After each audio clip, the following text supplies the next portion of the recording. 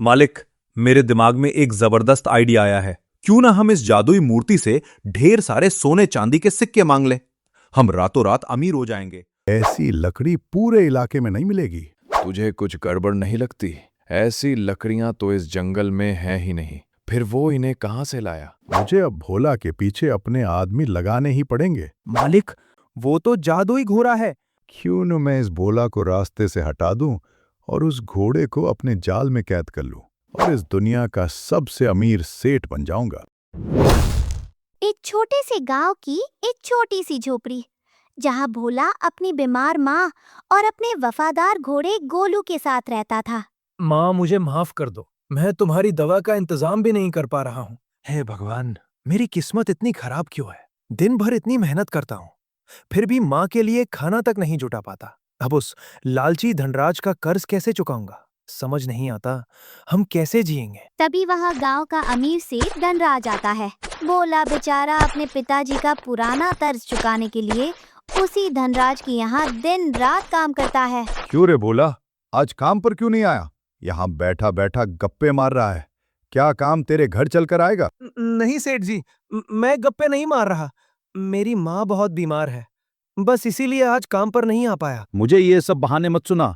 अगर कल से काम पर नहीं आया तो ये झोपड़ी खाली कर देना। मैं इसे बेचकर अपना सारा कर्ज वसूल कर लूंगा। ऐसा मत कहिए सेठ जी, मैं कल से पक्का काम पर आऊंगा। थोड़ी तो दया करो। माँ की तबीयत बहुत खराब है और मेरे पास तो 1 रुपया भी नहीं है। ठीक है, तो कल से समय पर पहुंच जाना, वरना अंजाम बुरा होगा। इतना कहकर सेठ धनराज अकड़ते हुए वहां से चला गया। भोला अब और भी ज्यादा परेशान हो गया था। बेटा, तू मेरी फिक्र मत कर, मैं अब ठीक हूँ। तू बस कल समय पर सेठ के यहाँ काम पर चला जाना। अगली सुबह जब भोला और उसका घोड़ा गोलू सेठ की हवेली की ओर जा रहे थे, तभी रास्ते में उन्हें हरी काका मिले। अरे भोला बेटा, सुबह सुबह कहाँ जा रहे हो? और तुम्हारा चेहरा इतना उतरा हुआ क्यों है? सब ठीक तो है ना? हाँ काका, सब ठीक है। बस सेठ धनराज के यहाँ काम पर जा रहा हूँ। अच्छा, तो तू उस धनराज के यहाँ काम करता है? बेटा, जरा संभल कर रहना। वो बहुत लालची आदमी है। वो बस मजदूरी कराना जानता है, पर पैसे देने के नाम पर फूटी कौड़ी भी नहीं निकालता। क्या करूँ काका जी? अगर मैं उसके यहाँ काम करने ना जाऊं तो वो पिताजी के कर्ज के बदले मेरा घर हड़प लेगा। फिर मैं अपनी बीमार माँ को लेकर कहाँ जाऊंगा? भारी मन से इतना कहकर भोला और गोलू आगे बढ़ गए। कुछ ही देर में वो सेठ धनराज की ऊंची हवेली के सामने खड़े थे। अरे वाह भोला, मुझे तुझसे यही उम्मीद थी। वैसे तो तू किसी काम का है नहीं, ऊपर से इतना गरीब और फटीचर है कि तुझे कोई ढंग का काम भी न दे। पर हाँ, ये लकड़ियां लाने का काम तू जरा ठीक ठाक कर लेता है। अब खरा क्या है, जल्दी जंगल जा और भारी भारी लकड़ियां काट कर ले आ। जी मालिक, मैं अभी जाता हूँ। भोला घने जंगल के बीच पहुंच जाता है। वहां वो कुल्हाड़ी उठाता है और सूखी लकड़ियों को काटने लगता है। उफ, यार गोलू, आज तो मैं बहुत थक गया हूँ। चलो जल्दी से सेठ को ये लकड़ियां दे देते हैं, फिर अपने घर चलेंगे। अरे वाह भोला, तू तो बड़ा मेहनती निकला। आज मैं तुझसे काफी खुश हूं। ये ले, पूरे 50 रुपए। इन्हें रख और अब दफा हो जा यहां से। और याद रहे, कल भी मुझे ऐसी ही लकड़ियां समय पर चाहिए। ठीक है, अब जा। अरे भाई, ये क्या कर रहे हो? उस बेचारे ने इतनी कड़ी मेहनत की, जंगल जाकर भारी लकड़ियां लेकर आया और तुमने उसे सिर्फ 50 रुपए दिए? ये तो बहुत कम है भाई। इतने में तो उसका दिन भर का गुजारा भी मुश्किल से होगा। अरे भाई, तुम नहीं जानते, वो थोड़ा मूर्ख किस्म का आदमी है। उसे पता ही नहीं कि किस काम के कितने पैसे मिलते हैं। और देखो भैया, दुनिया का तो यही नियम है, मूर्ख और कमजोर को शुरू से ही दबाया जाता है। अब तुम ही बताओ, मैं अपना फायदा देखूं या इन जैसे बेवकूफों का? वो तो ठीक है कि तूने उसे ठग लिया, पर क्या उसके घरवाले भी मूर्ख हैं? वो कुछ नहीं कहते इसे? अरे कैसे कहेंगे? परिवार होगा तब ना। बाप बचपन में मर गया और बूढ़ी माँ बीमार रहती है। गरीबी की वजह से इसकी शादी तक नहीं हुई। बेचारा करे भी तो क्या। बचपन से मैंने ही सहारा दिया है और तब से ये मेरे लिए काम कर रहा है। इसे दुनियादारी की रत्ती भर समझ नहीं है। तू ना बहुत घटिया इंसान है यार। मतलब इतने सालों से ये तेरे लिए इतने कम पैसों में काम कर रहा है। अरे इससे ज्यादा तो भिखारी एक जगह बैठे बैठे कमा लेते हैं। बस भी कर यार, अब क्या मैं उसे अपना महल दे दूं? अगर तुझे उस पर इतना ही प्यार आ रहा है तो तू ही उसका कर्ज चुका दे। नहीं नहीं भाई, मैं कहाँ से चुकाऊंगा। छोड़ो, वो जाने और तू जाने, मुझे इस सब में नहीं पड़ना। सेठ की बातें सुनकर भोला टूट गया था। घर जाते समय वो दवाखाने के सामने खड़ा हो गया और गहरी सोच में डूब गया। हे भगवान, मैं क्या करूं? इतने कम पैसों में माँ के लिए दवा लाऊं या घर के लिए खाना, समझ नहीं आ रहा। इतने में तो या तो हम तीनों का खाना आएगा या फिर सिर्फ एक का खाना और माँ की दवा। भोला अपनी भूख को मार देता है और उन पैसों से माँ के लिए दवा ले आता है। माँ को खाना खिलाकर और दवा देने के बाद भोला भी भूख के मारे बिना खाए वहीं जमीन पर सो जाता है। अगले दिन वो सुबह जल्दी उठता है और सबसे पहले मंदिर जाता है। हे भगवान, मैं रोज आपकी पूजा करता हूँ और अपनी समस्याएं आपके सामने रखता हूँ। कभी तो मेरी पुकार सुन लिया करो। मुझे आपसे बहुत सारा धन नहीं चाहिए, बस इतना हो जाए कि सेठ थोड़े ज्यादा पैसे दे दे ताकि हम सब भरपेट खाना खा सकें और माँ की दवा भी आ सके। अरे बेटा, आज तुम इतनी जल्दी आ गए, क्या बात है? कुछ खास है क्या? ये लो, पहले भगवान का प्रसाद लो और फिर बताओ क्या बात। जी, प्रसाद के लिए धन्यवाद पंडित जी। आज मैंने सोचा है कि मैं जंगल के काफी अंदर तक जाऊंगा। वहाँ थोड़े अच्छे किस्म की लकड़ियाँ मिलती हैं। अगर मैं वैसी लकड़ियाँ ले आया तो मालिक खुश हो जाएंगे। क्या पता वो मुझे थोड़े ज्यादा पैसे दे दे। नहीं नहीं बेटा, जंगल के इतने अंदर मत जाओ, वहाँ बहुत खतरा है। वो बहुत डरावना जंगल है। अरे अगर तुम जिंदा ही नहीं लौटोगे तो फिर उन पैसों का क्या करोगे? पंडित जी, ऐसी पल पल मरने वाली जिंदगी से तो मौत अच्छी है। आज मैंने फैसला कर लिया है, या तो अपनी किस्मत बदलूंगा या फिर लौट कर ही नहीं आऊंगा। अब बस या तो भगवान मेरी सुनेंगे या मैं खुद उनके पास चला जाऊंगा। ठीक है बेटा, तुम्हारी जगह कोई और होता तो कब का हार मान चुका होता। पर अगर तुम जा ही रहे हो तो जंगल के बीचों बीच बने उस पुराने शिव मंदिर जरूर जाना। सुना है वहां से कोई खाली हाथ नहीं लौटता। बस सच्चे मन से अपनी इच्छा मांगना, महादेव तुम्हारी पुकार जरूर सुनेंगे। जी पंडित जी, मैं मंदिर जरूर होकर आऊंगा। चलो गोलू, आज हमें घने जंगल के पार जाना है। घबराना मत दोस्त। इतना कहते ही भोला और गोलू उस अनजाने और घने जंगल की ओर निकल पड़े, जहाँ से आज तक कोई वापस नहीं लौटा था। गोलू यार, ये जंगल है या कोई भूतिया जगह? यहाँ इतना सन्नाटा क्यों है भाई? मुझे तो बहुत डर लग रहा है। डर तो था, पर सालों के अनुभव ने भोला के कदम नहीं रुकने दिए। घने जंगल के बीच चलते चलते अचानक उसे भगवान शिव का वो मंदिर मिल गया जो बरसों से वीरान और सुनसान पड़ा था। अरे बाप रे, ये मंदिर तो पूरा खंडहर बन चुका है। महादेव का आशीर्वाद लेने से पहले मुझे इसे साफ कर देना चाहिए। क्या पता मेरी सेवा से खुश होकर भगवान मेरी मुराद सच में पूरी कर दे। गोलू बाहर पहरा देने लगा और भोला ने पूरा मंदिर साफ कर दिया। फिर उसने बड़ी श्रद्धा से महादेव के दर्शन किए और अपना सिर उनके चरणों में झुका दिया। प्रभु, आप तो सब जानते हैं, इतनी मेहनत के बाद भी 2 वक्त की रोटी नसीब नहीं होती। माँ बीमार है और घर में गरीबी। अब बस आप ही आखिरी सहारा है। आज जंगल में अच्छी लकड़ियाँ ढूंढने जा रहा हूँ ताकि किस्मत बदल सके। महादेव साथ देना। जय भोलेनाथ। इतना कहकर भोला मंदिर से निकला और लकड़ियाँ काटने में जुट गया।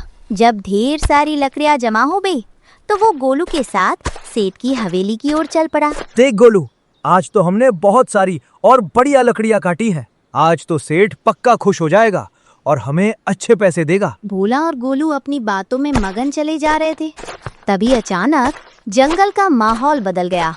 आसमान में बिजली कड़कने लगी और जोरदार बारिश शुरू हो गई। अरे अभी तो सब ठीक था, ये अचानक इतनी तेज बारिश कैसे होने लगी? बारिश से बचने के लिए भोला और गोलू एक बड़े पेड़ के नीचे रुक गए। वो बारिश रुकने का इंतजार कर ही रहे थे कि तभी भोला की नजर एक बड़े पत्थर के पास पड़ी मूर्ति पर गई जो अजीब तरह से चमक रही थी। अरे गोलू देख, वो मूर्ति, उसके 3 मुख है। कितनी अजीब और चमत्कारी लग रही है ना। और देख कैसे चमक रही है, जैसे हमें ही पुकार रही है। चल गोलू, पास चल के देखते हैं। भोला और गोलू धीरे धीरे उस मूर्ति के करीब पहुंचे, पर जैसे ही भोला ने डरते डरते उसे छुआ, वो पत्थर की मूर्ति अचानक बोल पड़ी। मैं किस्मत का दरवाजा हूँ, मैं तुम्हारी सोई हुई किस्मत बदल सकती हूँ। पत्थर की मूर्ति को बोलता देख भोला बुरी तरह डर गया। अरे बाप रे, गोलू यार, ये मूर्ति तो सच में बोल पड़ी। भागो गोलू। रुको भोला, डरो मत बेटा, मैं एक देवी हूँ। मैं यहाँ तुम्हारी मदद करने आई हूँ और तुम्हारी हर इच्छा पूरी कर सकती हूँ। सच में? क्या सच में मेरी इच्छा पूरी होगी? हे प्रभु, हे भोलेनाथ, आपने इतनी जल्दी मेरी पुकार सुन ली। मैंने तो सपने में भी नहीं सोचा था कि मेरे साथ ऐसा चमत्कार होगा। लेकिन क्या देवी जी? लेकिन तुम्हारी हर इच्छा पूरी होने से पहले तुम्हें मेरे एक प्रश्न का सही उत्तर देना होगा।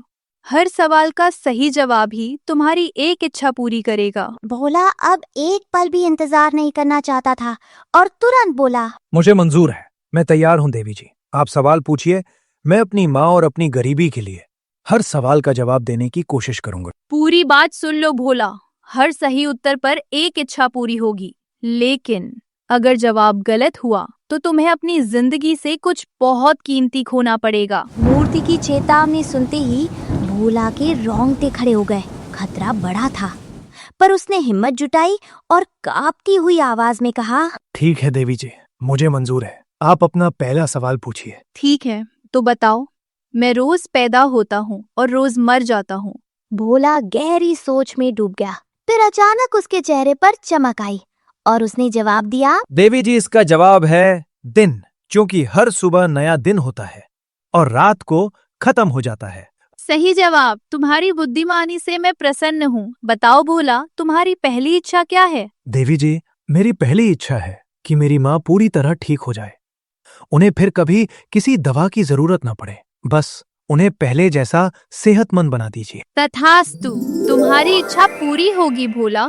तुम्हारे घर पहुंचने से पहले ही तुम्हारी माँ पूरी तरह स्वस्थ हो जाएगी। माँ के ठीक होने की खबर सुनकर भोला और गोलू की खुशी का ठिकाना ना रहा। तभी भोला के मन में दूसरी इच्छा का विचार आया। उसने अपने वफादार दोस्त गोलू की तरफ देखा और बोला, देवी जी, क्या मैं एक और इच्छा पूरी कर सकता हूँ? मेरे मन में एक और मुराद है। ठीक है भोला, तो ये रहा तुम्हारा अगला सवाल। पर याद रहे, गलत जवाब दिया तो तुम्हें अपनी जिंदगी से कुछ कीमती खोना पड़ेगा। क्या तुम तैयार हो? मुझे मंजूर है देवी जी। मैं अपने दोस्त के लिए ये खतरा उठाने को तैयार हूँ। आप अपना सवाल पूछिए। तो बताओ, एक ऐसी चीज क्या है जो टूट जाए तो आवाज करती है, पर अगर आवाज करे तो खुद टूट जाती है? वो क्या है? भोला फिर से गहरी सोच में डूब गया। उसे समझ नहीं आ रहा था कि ऐसी कौन सी चीज है जो आवाज करने पर टूट जाती है। हे भगवान, ये तो बहुत ही कठिन सवाल पूछ लिया देवी जी ने। अब मैं क्या करूं? अगर गलत जवाब दिया तो अनर्थ हो जाएगा। अपनी आंखों को बंद कर भोला ने अपनी माँ का चेहरा याद किया और फिर अपने वफादार दोस्त की ओर देखा। तभी जैसी चमत्कार हुआ हो, उसके दिमाग में सही जवाब कौन गया। हाँ देवी जी, इसका सही जवाब है खामोशी। जब तक शांति होती है, खामोशी बनी रहती है, लेकिन जैसे ही कोई आवाज करता है, वह खामोशी तुरंत टूट जाती है। बिल्कुल सही जवाब। तुम्हारी सूझबूझ ने मुझे फिर से प्रभावित किया है। मांग लो भोला, अपनी दूसरी इच्छा भी मांग लो। आज मैं तुम्हारी हर जायज मुराद पूरी करूंगी। देवी जी, इस संसार में अगर मेरा कोई सच्चा साथी है तो वो मेरा गोलू है। इसने मेरे हर दुख सुख में मेरा साथ दिया है और मेरी ही तरह परेशानियां सही हैं, पर बेचारा कभी कुछ बोल नहीं पाया। मेरी इच्छा है कि इसे बोलने की शक्ति मिल जाए ताकि ये भी आम इंसानों की तरह बातें कर सके। तथास्तु भोला, मैं तुम्हारे इस निस्वार्थ प्रेम से प्रसन्न होकर इसे आवाज दे रही हूँ, पर सावधान, ये केवल तुम्हारे और भरोसेमंद साथियों के बीच ही बोले। अगर इसने आम इंसानों के सामने बात की तो अनर्थ हो जाएगा। आपका बहुत बहुत धन्यवाद देवी जी। आपने मेरी माँ को ठीक कर दिया और मेरे दोस्त को आवाज दी। मैं आपका ये उपकार कभी नहीं भूलूंगा। मैं कल फिर आऊंगा। तभी भोला ने गोलू की ओर देखा और बोला, अरे गोलू, क्या तू सच में बोल सकता है? भाई कुछ तो बोल। क्या अब मैं वाकई तेरी आवाज सुन पाऊंगा? अरे हाँ मालिक, मैं तो सच में बोल सकता हूँ। वाह, मेरी आवाज तो बड़ी धांसू है। वाह वाह वाह, मजा आ गया। मेरा दोस्त गोलू तो वाकई बोल पड़ा। भाई एक बार और कुछ बोल कर दिखा। मुझे अब भी यकीन नहीं हो रहा कि ये सपना है या हकीकत। अरे मालिक, अब तो यकीन कर लो, मैं सच में बोल रहा हूं। अब यहां खड़े खड़े बातें ही करोगे क्या? चलो जल्दी घर चलो, माँ इंतजार कर रही होगी और वो लालची सेठ को लकड़ियां भी तो देनी है। अरे हाँ गोलू, बातों बातों में तो मैं बिल्कुल भूल ही गया था। चलो भाई जल्दी चलो, वरना बहुत देर हो जाएगी। सेठ को लकड़ियां देकर भोला घर पहुंचा तो देखा माँ रसोई में खाना बना रही थी। ये देख भोला निहाल हो गया।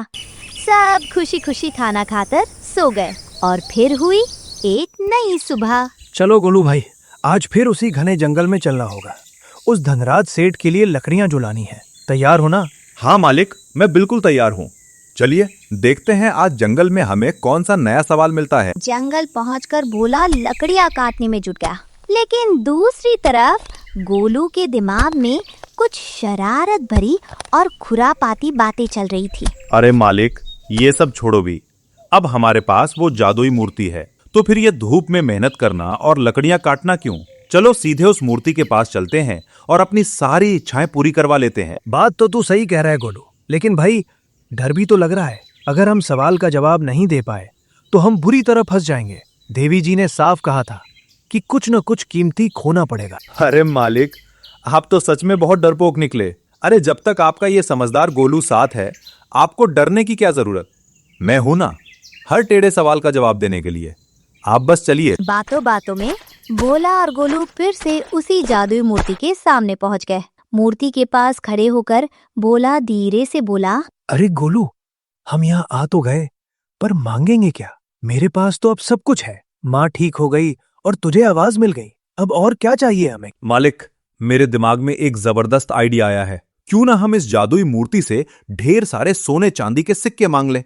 हम रातों रात अमीर हो जाएंगे, उस धनराज सेठ का सारा कर्जा उतार देंगे और फिर रोज रोज उसकी गुलामी और मजदूरी भी नहीं करनी पड़ेगी। अरे वाह, मेरे खाली दिमागी शैतानी घर, क्या आइडिया लाया है। पर भाई एक मुसीबत है, अगर हमने सीधे उस सेठ को सोना दे दिया तो वो तुरंत शक करेगा कि इतने पैसे आए कहां से। अरे हाँ मालिक, ये बात तो मेरे दिमाग में आई ही नहीं। वो लालची सेठ तो बहुत चालाक है, वो पक्का हमें किसी मुसीबत में फंसा देगा। अरे क्यों ना हम मूर्ति से सबसे अच्छी वाली चंदन की लकड़ियां मांग लें। हम वो लकड़ियां सेठ को देंगे तो उसे शक भी नहीं होगा और कुछ ही दिनों में उसका सारा कर्जा भी उतर जाएगा। हाँ मालिक, ये हुई ना बुद्धिमानी वाली बात, ये सही रहेगा। तभी भोला ने अपनी आंखें बंद की और पूरी श्रद्धा के साथ उस जादुई मूर्ति की देवी का आह्वान किया। जंगल का माहौल अचानक बदल गया और भोला हाथ जोड़कर विनती करते हुए बोला, हे मूर्ति की देवी, कृपा करके प्रकट हो और मेरी एक और इच्छा पूरी करें। आप अपना कठिन सवाल पूछिए, हम उसका जवाब देने के लिए तैयार हैं। तभी जादुई मूर्ति से मीठी और प्यारी आवाज आई, बोलो बोल और गोलू, तुम दोनों फिर आ गए। बताओ आज कौन सी इच्छा लेकर आए हो? पर याद रहे, नियम वही है, सही जवाब पर इच्छा पूरी होगी, लेकिन गलत जवाब दिया तो बहुत कुछ खोना पड़ सकता है। क्या तुम तैयार हो? हाँ देवी जी, हमें आपके सारे नियम अच्छी तरह याद है। हम खतरा उठाने के लिए तैयार हैं। आप बस अपना सवाल पूछिए। तो बताओ मेरा सवाल, ऐसी कौन सी चीज है जो पानी में जाए तो सही पर कभी भीगती नहीं? सवाल सुनते ही भोला और गोलू के होश उड़ गए। दोनों गहरी सोच में डूबकर एक दूसरे का चेहरा ताकने लगे। अरे गोलू, मेरी ओर तो देखना भी मत। ये सवाल तो मेरे सिर के ऊपर से निकल गया। अब तू ही इसका जवाब दे। अभी थोड़ी देर पहले तो बड़ा कह रहा था ना, मैं हूं ना मालिक, मैं हूं ना। अब दिखा अपनी अकल। गोलू ने भोला से धीरे से फुसफुसाते हुए कहा, मालिक, वो तो मैं जोश जोश में बोल गया था। मुझे तो लगा था कि आप बड़े समझदार हैं और फटाफट जवाब दे देंगे। ओ भाई साहब, मैं तो तुम्हारे भरोसे शेर बनकर यहाँ आ गया। अरे मैं तो अपनी शांति से लकड़ियां काट रहा था, तुम्हें ही यहाँ आने की खुजली मची थी। अब क्या हुआ? सारी होशियारी घास चरने चली गई। रुको मालिक, ऐसे हार नहीं मान सकते। अब मुझे लगता है मुझे अपनी सोई हुई अंदर की आत्मा को जगाना ही पड़ेगा। बस 2 मिनट रुकिए, अभी ज्ञान की प्राप्ति होने वाली है। अरे तो जल्दी जगा अपनी आत्मा को। यहाँ मेरी सांसें अटकी हुई हैं और तू ड्रामा कर रहा है। मैंने तो मन ही मन ये भी हिसाब लगा लिया है कि जवाब गलत हुआ तो मुझे क्या क्या खोना पड़ेगा। अरे मालिक, मूर्ति कहीं भागी थोड़ी जा रही है, थोड़ा सोचने तो दो। ये तो कौन बनेगा करोड़पति से भी भारी सवाल है। और सुनिए मालिक, मेरी सलाह मानिए। अगर जवाब सही हो गया ना, तो ये छोटी मोटी लकड़ियां छोड़िए, सीधे खजाना ही मांग लेना। बार बार कौन इन पेचीदा सवालों में फंसेगा? अरे देवी जी, बुरा ना माने तो क्या कोई लाइफलाइन या ऑप्शन मिल सकता है क्या? कोई ऑप्शन नहीं मिलेगा गोलू। जवाब दिए बिना तुम यहाँ से हिल भी नहीं सकते। आखिरी बार सुन लो, ऐसी कौन सी चीज है जो पानी में जाए पर कभी भीगती नहीं? तभी गोलू के दिमाग की बत्ती जल गई और उसके चेहरे पर एक बड़ी सी मुस्कान आ गई। बिना एक पल गवाए वो झट से बोला, देवी जी, आ गया। अरे इसका उत्तर तो परछाई है, शैडो। क्यों मालिक, सही बोला ना मैंने? सही जवाब। तुम्हारी बुद्धिमानी से मैं प्रसन्न हूँ। मांगो भोला, आज तुम दोनों क्या इच्छा पूरी करना चाहते हो? ओ भाई गोलू, मान गए रे तुझे। आज तो तूने सच में मेरी बोलती ही बंद कर दी थी। मुझे तो लगा था आज गए काम से। देखा मालिक, कितनी फुर्ती से जवाब दिया। ये तो इस जन्म में मैं घोड़ा बन गया, वरना पिछले जन्म में तो बड़े बड़े विद्वान मुझसे ट्यूशन पढ़ने आते थे। बस गोलू, अपनी तारीफ बाद में करना, पहले इच्छा मांग लेते हैं। तो देवी जी, हमें आज चंदन की उन लाल लकड़ियों का गट्ठर दे दो जो बाजार में सबसे महंगी बिकती हो। बस हमारा काम हो जाएगा। तथास्तु। ये लो लाल चंदन की लकड़ियों का बेशकीमती गट्ठर। तुम्हारी इच्छा पूरी हुई। अरे वाह, ये तो एकदम कीमती लाल चंदन है। इसे बेचकर हम सेठ का सारा कर्जा चुका देंगे और हमारी गरीबी दूर हो जाएगी। हाँ मालिक, अब देर किस बात की। चलिए उस लालची सेठ का मुंह बंद करके फटाफट घर की ओर चलते हैं। हाँ भाई, बिल्कुल सही कहा। और फिर माँ के हाथ का गर्मा गर्म खाना भी तो खाना है। बहुत भूख लगी है। चलो जल्दी निकलो यहाँ से। फिर क्या था, भोला और गोलू वो कीमती लकड़ियां लेकर सीधा सेठ की हवेली पहुंच गए। सेठ जी, ये लीजिए अपनी लकड़ियां। आज तो मैं जंगल में बहुत अंदर तक गया था और सिर्फ आपके लिए ये उच्च किस्म की लकड़ियां लेकर आया हूं। तो मालिक, क्या आज इसके लिए आप मुझे थोड़े ज्यादा पैसे दे सकते हैं? अरे वाह वाह वाह वाह, तुमने तो भारी कमाल कर दिया भोला। जंगल के इतने अंदर तो बड़े से बड़ा सूरमा जाने से डरता है, पर तुमने तो आज मेरा दिल ही खुश कर दिया। और इसीलिए मैं तुम्हें पूरे 50 नहीं, 100 नहीं, 200 नहीं, बल्कि पूरे 500 रुपए दूंगा। क्या बात कर रहे हैं सेठ जी? सच में इतने सारे पैसे? आपका बहुत बहुत धन्यवाद मालिक। मैं रोज ऐसी ही लकड़ियां लाऊंगा। आप उनके भी 500 रुपए ही देंगे ना? क्यों नहीं, बस वादा करो कि रोज ऐसी ही लाल लकड़ियां लाकर दोगे, फिर देखो मैं तुम्हें कितना पैसा देता हूं। हाँ सेठ जी, मैं वादा करता हूँ, रोज ऐसी ही लकड़ियां लाऊंगा। अब तो मेरे पिताजी का कर्जा जल्दी ही उतर जाएगा ना? हाँ भोला, बस इन 500 में से रोज 300 रुपए मेरे पास जमा करवा दिया करना, ताकि तुम्हारे बापू का कर्जा जल्दी खत्म हो जाए। भोला और गोलू अभी हवेली से निकले ही थे कि रास्ते में उन्हें लकड़ियों का एक बड़ा व्यापारी मिला। ओ भैया, जरा सुनो तो, ये बताओ, क्या तुमने अभी जो लकड़ियां सेठ को दी हैं वो सिर्फ 500 रुपए में बेच दी? क्या वो सच में तुम खुद जंगल के अंदर से लाए थे? हाँ साहब, कोई शक है क्या? मैं और मेरा घोड़ा गोलू खुद जंगल के एकदम बीच से ये लकड़ियां लेकर आए हैं। सेठ जी ने तो इसके बहुत अच्छे दाम दिए हैं। नहीं, शक नहीं है भाई, पर ऐसी बेशकीमती लकड़ियां तो इस पूरे जंगल में कहीं हैं ही नहीं। तुम लाए कहां से? खैर, वो सब छोड़ो, पर ये बताओ, तुम थोड़े मूर्ख हो क्या? अरे साहब, क्या हुआ? आप ऐसा क्यों कह रहे हैं? क्या लकड़ियां लाने में मुझसे कोई गलती हो गई है क्या? अरे भगवान, निहायती बेवकूफ इंसान हो तुम। पता नहीं कैसे लकड़हारे हो। तुम्हें ये तक नहीं पता कि बाजार में लकड़ियों के क्या दाम चल रहे हैं। अरे भाई, मामूली लकड़ियों का गट्ठर भी 1500 से 2000 में बिकता है, और ये तो लाल चंदन था। लाल चंदन? 2,000? साहब मजाक मत करिए, मुझे तो 50 रुपए भी मुश्किल से मिलते हैं। अगर मामूली लकड़ी इतनी महंगी है तो लाल चंदन की कीमत क्या होगी? हे भगवान, मैं सच में गधा हूँ। व्यापारी की बात सुनकर भोला सन्न रह गया। उसके पैरों तले जमीन खिसक गई और वह गहरे सोच में डूब गया। तो धनराज सेठ इतने सालों से मुझे ठग रहा था। मेरी मेहनत की लकड़ियां महंगे में बेचकर उसने मुझे सिर्फ मामूली मजदूरी दी। मैं कितना बड़ा बेवकूफ था। इतना कहकर दुखी मन से भोला और गोलू अपने घर की ओर निकल पड़े। लेकिन दूसरी तरफ वही व्यापारी अब सीधा लालची धनराज सेठ की हवेली जा पहुंचा। अरे वाह, क्या बात है सेठ धनराज, आज तो बड़े खुश नजर आ रहे हो। लगता है आज कोई बड़ी मछली हाथ लगी है। आओ आओ मोहन भाई, बिल्कुल सही पकड़े हो। ये देखो, आज वो भोला गजब का माल लेकर आया है। जरा इस लाल चंदन की चमक तो देखो, ऐसी लकड़ी पूरे इलाके में नहीं मिलेगी। माल तो ठीक है, पर धनराज, तुझे कुछ गड़बड़ नहीं लगती? ऐसी लकड़ियां तो इस जंगल में हैं ही नहीं। फिर वो इन्हें कहाँ से लाया? कहीं ये कोई मुसीबत तो नहीं? हाँ यार, ये तो मैंने सोचा ही नहीं। और इसका बाजार भाव तो इस समय आसमान छू रहा है। अगर हम इसे सही जगह बेच दें तो ऐसा माल हमें रातों रात मालामाल कर देगा। पर धनराज, सोचने वाली बात तो यही है कि वो ये सब ला कहाँ से रहा है। मुझे दाल में कुछ काला लग रहा है। कहीं कोई बड़ी गड़बड़ है? हाँ यार मोहन, बात तो तुम्हारी पते की है। मुझे अब भोला के पीछे अपने आदमी लगाने ही पड़ेंगे। देखना होगा कि आखिर वो ये कीमती लकड़ियां ला कहाँ से रहा है। अगली सुबह रोज की तरह भोला और गोलू जंगल की ओर निकल पड़े। वे इस बात से बिल्कुल अनजान थे कि अब से धनराज का आदमी साए की तरह उनका पीछा कर रहा है। अरे गोलू, वैसे आज जादू से क्या मंगाए? मालिक, क्यों ना आज लकड़ियों के साथ साथ हम कुछ सोना चांदी भी मांग ले। आखिर कब तक हम इस गरीबी में जिएंगे? सोना चांदी की बात सुनकर सेठ के आदमी के होश उड़ गए। वो एक पल भी बर्बाद किए बिना उल्टे पांव भागा और सीधा सेठ की हवेली जा पहुंचा। मालिक, गजब हो गया। वो भोला और उसका घोड़ा कोई साधारण नहीं है, वो तो जादुई घोड़ा है। मैंने खुद सुना।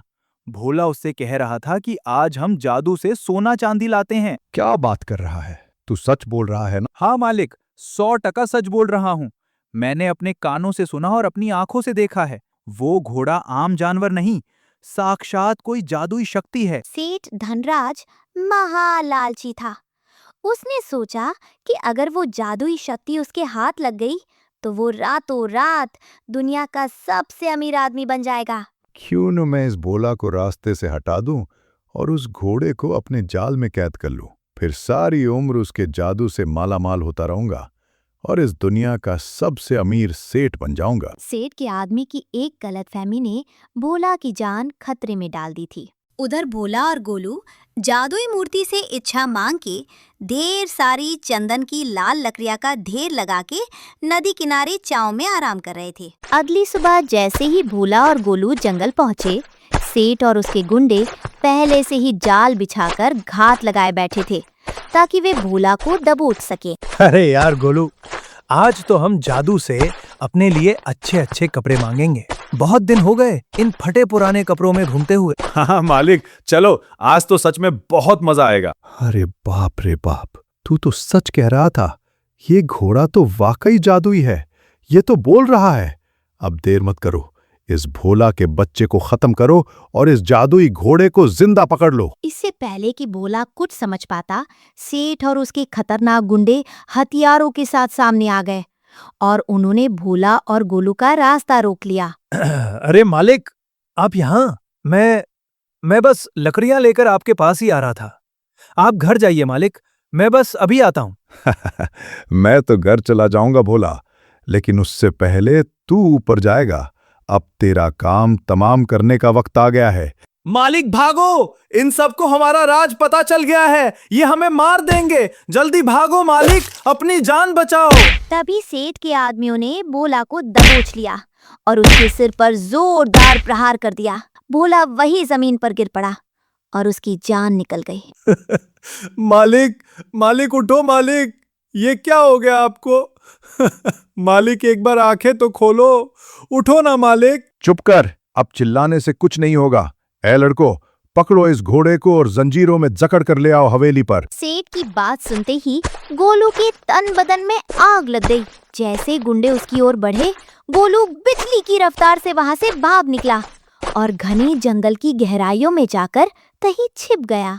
मालिक, हमने पूरा जंगल छान मारा, चप्पा चप्पा देख लिया, पर वो घोड़ा कहीं नहीं मिला। वो तो जैसे हवा में गायब हो गया। ऐसे कैसे नहीं मिला? यही कहीं छिपा होगा वो। जाओ और अभी के अभी उसे ढूंढ निकालो। जब तक वो जादुई घोड़ा मेरे सामने नहीं आता, तुम में से कोई चैन से नहीं बैठेगा। रात के सन्नाटे में गोलू वापस अपने मालिक के पास आता है और उनके बेजान शरीर को देख फूट फूट कर रोने लगता है। मालिक उठो ना मालिक, वो दुष्ट लोग वापस आ जाएंगे और मुझे पकड़ कर ले जाएंगे। मालिक उठो ना, आपके बिना मैं तो बिल्कुल अधूरा हूँ। तभी रोते रोते गोलू के दिमाग में उस जादुई मूर्ति का ख्याल आता है। उसे याद आता है कि उस मूर्ति में इतनी शक्ति है कि वो सब कुछ ठीक कर सकती है। हाँ, मुझे मूर्ति देवी के पास जाना चाहिए।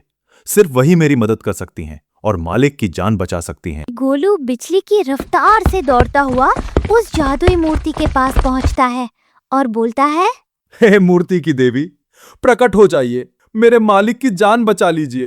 प्लीज देवी माँ, उन्हें बचा लीजिए। बोलो गोलू बेटा, क्या हुआ? तुम इस तरह क्यों रो रहे हो? शांत हो जाओ और मुझे अपनी परेशानी बताओ। देवी जी, मेरे मालिक को उस लालची सेठ ने मार दिया है। प्लीज देवी माँ, उन्हें जिंदा कर दीजिए।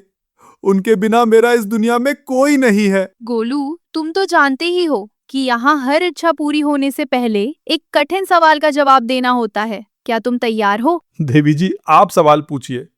मैं हर सवाल का जवाब देने के लिए तैयार हूँ। बस मेरे मालिक को ठीक कर दीजिए। तो बताओ गोलू, वो क्या है जो पानी पीते ही मर जाती है? गोलू जवाब ढूंढने की बहुत कोशिश करता है, लेकिन उसका दिमाग बार बार अपने मालिक के बेजान शरीर पर ही चला जाता है। मालिक के दुख में डूबा गोलू चाह कर भी उस पहेली का जवाब नहीं सोच पा रहा है। हे भगवान, अब मैं क्या करूं? मुझे तो इस सवाल का जवाब भी नहीं पता। अगर मैं जवाब नहीं दे पाया तो मेरे मालिक कभी वापस नहीं आएंगे। गोलू, क्या तुम्हें इस सवाल का उत्तर नहीं पता?